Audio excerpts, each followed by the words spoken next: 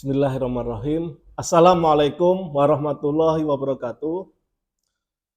Sahabat data, Alhamdulillah di hari Jumat yang penuh berkah ini, izinkan kami menyampaikan perkembangan indeks harga konsumen atau yang lebih lazim disebut inflasi di Kabupaten Hulu Sungai Tengah. Tadi kita sudah menyimak bersama rilis inflasi nasional dan juga dilanjutkan rilis inflasi di Provinsi Kalimantan Selatan. Dan sekarang izinkan kami menyampaikan rilis inflasi bulan Juli di Kabupaten Hulu Sungai Tengah. Bapak dan Ibu sahabat data, sebagaimana kita pahami bersama bahwa IHK, bahwa indeks harga konsumen itu merupakan penentu nilai dari inflasi. Jika IHK bulan Juli 2025 dibandingkan dengan bulan sebelumnya, itu akan menjadi inflasi mantuman atau inflasi dari bulan ke bulan. Apabila IHK bulan Juli 2025 dibandingkan dengan Desember 2024 akan menjadi inflasi tahun kalender. Kemudian apabila dibandingkan dengan 1 tahun sebelumnya, yaitu dibandingkan dengan Juli 2024, itu akan menjadi nilai inflasi year on year. Di bulan Juli tahun 2025, Kabupaten Hulu Sungai Tengah secara mantuman mengalami deflasi sebesar 0,45%. Artinya inflasinya negatif. Secara keseluruhan bahwa bulan Juli ini relatif lebih murah dibandingkan dengan bulan Juni 2025. Kemudian inflasi tahun kalender sebesar 0,88%. Bapak dan Ibu, sahabat data, apabila kita serieskan selama 2 tahun ini, kita lihat bersama grafik warna hijau itu merupakan series di tahun 2024. Grafik warna orange itu series di tahun 2025. Kita lihat bersama, polanya sama, naik turunnya sama polanya. Itu menunjukkan bahwa pola musiman, terutama bahan pangan di Kabupaten Hulu Sungai Tengah itu sangat fluktuatif. Pola musimannya sangat terasa, sangat dominan. Yang membedakan adalah nilai besarannya. Sebagai contoh, tahun 2024 tertinggi di bulan April sebesar 1,51. Pada saat itu peristiwanya kita tahu bersama adalah Idul Fitri, Hari Raya Idul Fitri. Kemudian jika tahun 2025 puncak tertinggi itu inflasi mantuman tertinggi di bulan Maret 2025. Itu pada saat bulan Ramadan. Nah, kalau 2024 hari rayanya di pertengahan April, kalau di tahun ini hari raya pas di tanggal 1 April. Kemudian kita tahu bersama sangat fluktuatif ya nilainya. Sehingga kita tahu bahwa di bulan Juli 2025 nilainya minus 0,45. Sebelumnya positif 0,38. Apabila kita uraikan berdasarkan kelompok pengeluaran, ini sangat dominan adalah di kelompok makanan, minuman, dan tembakau. Inflasinya negatif 1,30 dan andilnya minus 0,53. Ini sangat dominan karena Hulu Sungai Tengah ini bobot untuk kelompok ini sangat besar. Kemudian pakaian dan alas kaki mengalami inflasi 0,87 dan andilnya 0,05. Kelompok perumahan, air, listrik, dan bahan bakar rumah tangga mengalami deflasi atau nilainya minus 0,08 dan andilnya minus 0,01. Sedangkan perlengkapan peralatan pemeliharaan rutin rumah tangga nilainya andilnya sangat kecil, mendekati 0. Demikian juga dengan kesehatan. Untuk transportasi, ini inflasinya mengalami kenaikan atau 0,33 dengan andil 0,03. Ini terutama ada kenaikan BBM non subsidi seperti Pertamax dan Dexlite. Untuk kelompok informasi, komunikasi, dan jasa keuangan mengalami deflasi 0,09 dan andilnya sangat kecil, mendekati 0. Rekreasi seperti juga. Kemudian untuk pendidikan ini mengalami inflasi 0,63 dan andil 0,02. Ini terutama ada kenaikan SPP terutama untuk sekolah-sekolah swasta, baik level SD, SMP maupun SMA. Kelompok 10, penyediaan makanan dan minuman atau restoran, andilnya mendekati 0, sangat kecil. Kemudian kelompok perawatan pribadi dan jasa lainnya mengalami deflasi. Ini terutama harga emas ada penurunan sedikit ya.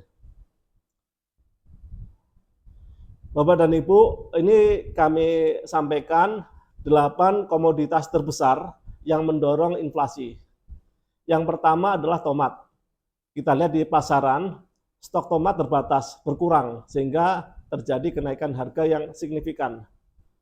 Kemudian juga kenaikan harga di daging ayam ras, cabai rawit, dan baru bulan ini terjadi kenaikan harga beras. Ini terutama beras jenis lokal, seperti siam madu, IR, Impari, dan Ciherang. Kenaikan inflasi juga terjadi di komoditas pepaya dan juga bensin. Nah ini seperti saya sampaikan tadi, untuk BBM non-subsidi, Pertamax dan Dextrade ada kenaikan yang beberapa ratus rupiah. Kenapa ini enggak terlalu berdampak?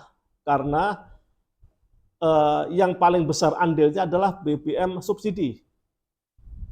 Beda ceritanya apabila Pertalite atau solar mengalami kenaikan harga, itu akan dampaknya luar biasa. Karena sebagian besar masyarakat di Hulu Sungai Tengah ini mengkonsumsi atau menggunakan BBM subsidi. Sehingga share dari BBM subsidi ini sangat besar. Kemudian kelompok komoditas yang mengalami kenaikan harga selama 1 bulan adalah minyak goreng dan juga seragam sekolah. Seragam sekolah terutama kita tahu ajaran baru, banyak masyarakat yang membelikan anaknya seragam baru untuk sekolah ya. Kemudian ada komoditas pendorong deflasi secara bulan ke bulan, artinya harganya lebih murah daripada bulan sebelumnya. Yang pertama ikan gabus, kedua ikan papuyuh. Dua komoditas ikan ini adalah ikan tangkapan ya, tangkapan baik di sungai maupun rawa-rawa. Di musim kemarau jumlahnya melimpah, sehingga suplainya banyak, harganya terjadi penurunan. Kemudian ada ada komoditas kacang panjang dan ketimun. Kacang panjang, ketimun, terong. Ini suplai di pasaran juga cukup besar. Ada beberapa tempat yang mengalami panen. Suplainya banyak, harganya terjadi penurunan. Kemudian untuk bawang merah mengalami penurunan. Ini dikarenakan harga bulan Juni itu sangat tinggi. Nah, ini turun untuk kembali ke harga normal.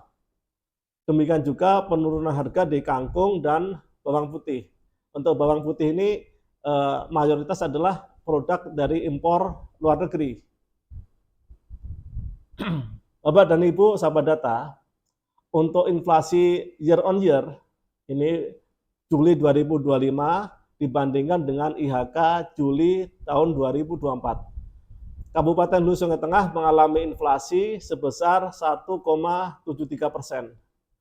Dan ini kalau kita bandingkan dengan target yang sudah dicanangkan oleh pemerintah, yaitu 1,5 sampai 3,5%. Dan di bulan Juli inilah pertama di tahun 2025 HST mencapai target. Tahun-tahun sebelumnya, bulan-bulan sebelumnya itu di bawah target 0, sekian gitu. Di tahun 2025 yang grafiknya warna orange, kita tahu bersama Hulu Sungai Tengah mengalami inflasi 4 kali dan mengalami deflasi 3 kali. Kemudian apabila kita jabarkan berdasarkan kelompok pengeluaran, kita lihat bersama, ada 3 kelompok pengeluaran yang memiliki andil dominan sangat besar. Yang pertama, kelompok makanan, minuman, dan tembakau mengalami inflasi 2,56% dan andilnya 1,03. Kalau kita lihat tadi kan, nilai inflasinya 1,73. Dari makanan aja 1,03. Berarti sisanya 0,70 itu tersebar di 10 kelompok komoditas yang lain. Jadi 1,73 inflasinya, 1,03 berasal dari kelompok makanan, minuman, dan tembakau. Sangat besar dominan dan sangat dominan. Sehingga sisanya 0,70 itu tersebar di penjumlahan dari 10 komoditas lainnya. Kemudian yang terbesar kedua, yaitu kelompok perawatan pribadi dan jasa lainnya, dengan inflasi 7,88% dan andilnya 0,47. Kelompok ketiga, kelompok penyediaan makanan dan minuman atau restoran dengan inflasi 0,96 dan andilnya 0,15. Sedangkan yang lain itu andilnya kecil-kecil ya, seperti kelompok pakaian dan alas kaki, ini mengalami inflasi 1,71 dan andilnya 0,10.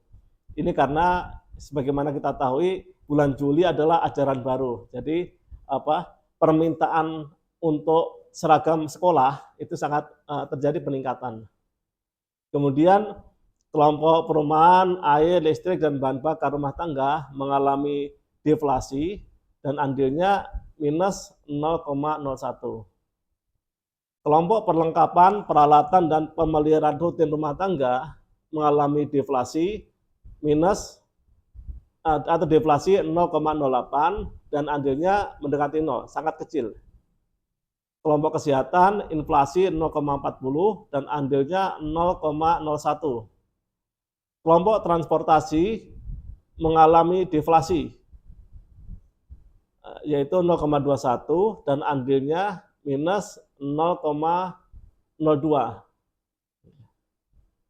Ini dikarenakan terutama ini ya BBM non subsidi di tahun 2024 ini lebih mahal daripada BBM kondisi Juli tahun 2025. Kemudian kelompok informasi, komunikasi, dan jasa keuangan minus inflasinya minus 0,21 dan andilnya minus 0,01. Kelompok rekreasi, olahraga, dan budaya inflasinya minus 0,42 dan andilnya minus 0,01. Dan terakhir kelompok pendidikan ini mengalami inflasi 0,63 dan andilnya 0,02. Untuk kelompok pendidikan ini terutama SPP ya, SPP untuk sekolah-sekolah swasta, baik jenjang taman kanak-kanak, SD, SMP, dan juga SMA. Berikut ini adalah 8 komoditas utama pendorong inflasi secara year on year. Yang pertama, emas perhiasan, karena ini adalah komoditas internasional, harganya terus mengalami kenaikan. Yang kedua, tomat, daging ayam ras, sigaret kretek mesin, bawang merah, kopi bubuk, minyak goreng, dan udang basah. Kemudian 8 komoditas utama pendorong deflasi.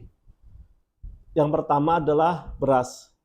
Kita tahu bersama untuk Kabupaten Hulu Sungai Tengah, beras merupakan komoditas yang paling besar bobotnya. Jadi ini kalau ada kenaikan atau penurunan atau perubahan harga ini sangat sensitif nih, karena bobotnya paling besar. Jadi bulan Juli 2025 ini lebih murah daripada tahun kemarin. Kemudian yang pendorong deflasi yang berikutnya adalah ikan gabus, ikan cepat siam, ikan papuyu, ikan nila, telur ayam ras, ketimun, dan ayam kampung. Di sini kita lihat ya, jenis ikan sungai ataupun ikan rawa-rawa, ini secara umum mengalami deflasi atau penurunan harga dibandingkan dengan tahun sebelumnya. Bapak dan Ibu, sahabat data, berikut ini adalah perbandingan inflasi di 5 kabupaten kota yang dihitung IHK-nya. Yang pertama, Kabupaten Tanah Laut mempunyai IHK 107,58 dan ini merupakan IHK terendah di Kalimantan Selatan. Kemudian mengalami inflasi month-to-month 0,35 dan inflasi year on year 2,74. Kabupaten Kota Baru memiliki IHK 109,11 dan memiliki inflasi month-to-month 0,44.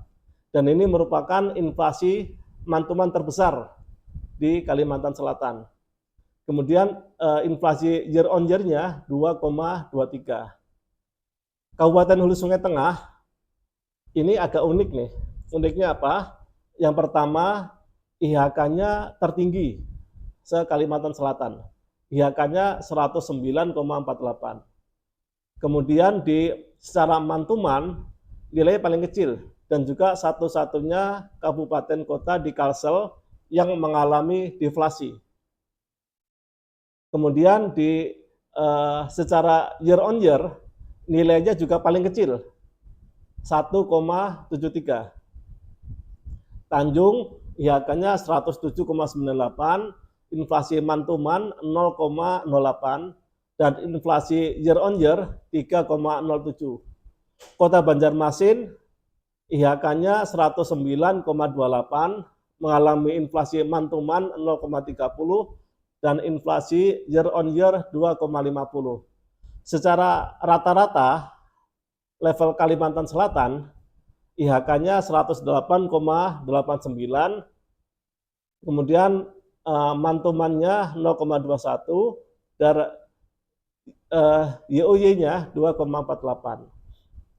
Jadi untuk Provinsi Kalimantan Selatan itu adalah rata-rata tertimbang dari 5 kabupaten kota yang dihitung IHK-nya. Bapak dan Ibu, sahabat data, berikut ini adalah ringkasan inflasi bulan Juli tahun 2025. Yang pertama, pada bulan Juli 2025, Kabupaten Hulu Sungai Tengah mengalami deflasi secara month-to-month sebesar 0,45%. Secara year on year mengalami inflasi 1,73 dan secara tahun kalender year to date mengalami inflasi sebesar 0,88. Yang kedua, penyumbang utama deflasi bulan Juli secara month-to-month adalah kelompok makanan, minuman, dan tembakau dengan andil minus 0,53%. Komoditas penyumbang utama deflasi yaitu ikan gabus, ikan papuyu, kacang panjang, ketimun, terong, bawang merah, kangkung, dan bawang putih. Kemudian secara year on year, penyumbang utama inflasi bulan Juli 2025 yaitu kelompok makanan, minuman, dan tembakau dengan andil inflasi 1,03%. Komoditas utama yang mengalami inflasi yaitu tomat, daging ayam ras, sigaret kretek mesin, bawang merah, kopi bubuk, minyak goreng, udang basah, cabai rawit, dan jagung manis. Yang kedua, kelompok terbesar kedua yang mengalami inflasi yaitu kelompok perawatan pribadi dan jasa lainnya dengan andil inflasi 0,47%. Komoditas penyumbang utama kelompok ini yaitu emas perhiasan. Yang ketiga, kelompok penyediaan makanan dan minuman atau restoran dengan andil inflasi 0,15%. Komoditas penyumbang utama yaitu ketupat atau lontong sayur, bubur, ikan bakar, dan ikan goreng. Demikian Bapak Ibu rilis inflasi bulan Juli tahun 2025. Untuk lebih lengkapnya bahan tayang maupun naskah berita resmi statistik dapat diunduh melalui tautan https://hulusungaitengah.bps.go.id/pressrelease.html. Terima kasih atas perhatiannya. Wassalamualaikum warahmatullahi wabarakatuh.